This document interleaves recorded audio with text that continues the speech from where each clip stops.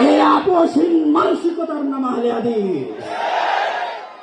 আর একজন আহলে হাদিস সালেহের সন্তান হিসেবে, আহলে হাদিস আকীদার লালনকারী হিসেবে পৃথিবীর যে প্রান্তে আমাকে উপস্থিত করা হোক না কেন, পৃথিবীর যে কোনো জায়গায় আমাকে ডাকা হোক না কেন, সেই প্রত্যেক জায়গায় আমি নিজেকে আহলে হাদিস বলে পরিচয় দিব।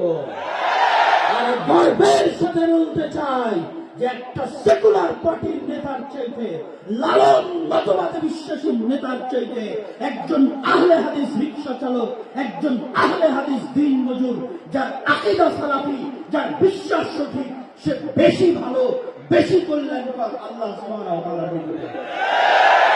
আহলে হাদিসদেরকে আপোষকামী মনোভাব থেকে বের হয়ে আসতে হবে। এই আপোষকামী মনোভাবের কথা আল্লামা আব্দুল্লাহ কাফের কুরাইশি তার ইনফেরিয়রিটি কমপ্লেক্স আহলে হাদিস পরিচিতি বইয়ের মধ্যে তুলে ধরেছেন। সম্মানিত উপস্থিতি, আহলে হাদিসদের আপোষহীন হতে হবে, নিজেকে নিয়ে গর্ব করতে শিখতে হবে, আহলে হাদিস জাতিকে নিয়ে গর্ব করতে শিখতে হবে। আহলে হাদিস পরিচিতির মধ্যে আহলে হাদিসদের কি দায়িত্ব এবং কর্তব্য তার গুরুত্বপূর্ণ দিক নির্দেশনাও আল্লামা আব্দুল্লাহ কাফের কুরাইশি রাহিমাহুল্লাহ দিয়ে গেছেন। আরো গুরুত্বপূর্ণ দিক নির্দেশনা আল্লামা ইসলাম আল-জাহি হাফিজাহুল্লাহ তিনি আপনাদের সামনে দিয়ে গেলেন।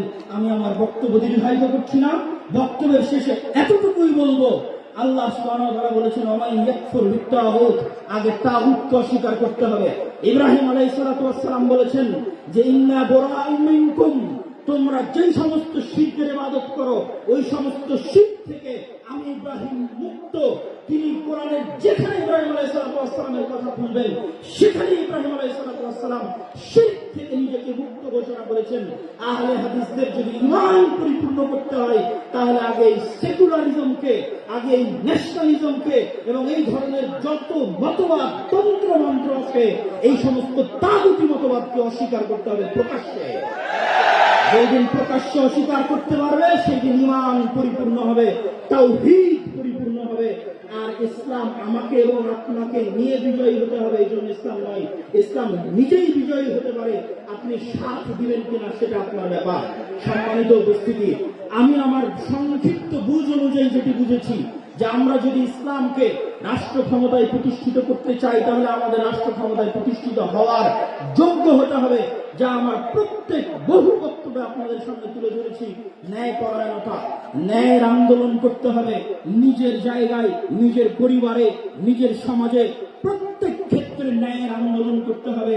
এই ন্যায়ের আন্দোলন যেদিন করবেন নিজে ন্যায় পরায়ণ হবেন, আল্লাহ সুবহানাহু ওয়া তাআলা দয়া করলে আপনাকে অবশ্যই তিনি রাষ্ট্র ক্ষমতায় প্রতিষ্ঠিত করবেন। তবে আগে ন্যায় পরায়ণ হয়ে রাষ্ট্র ক্ষমতায় যাওয়ার যোগ্য হতে হবে। আল্লাহ সুবহানাহু ওয়া তাআলা আহলে হাদিসদেরকে সেই তৌফিক দান করুক, আল্লাহুম্মা আমিন। এবং আহলে হাদিসদেরকে কেউ যেন ক্ষমতার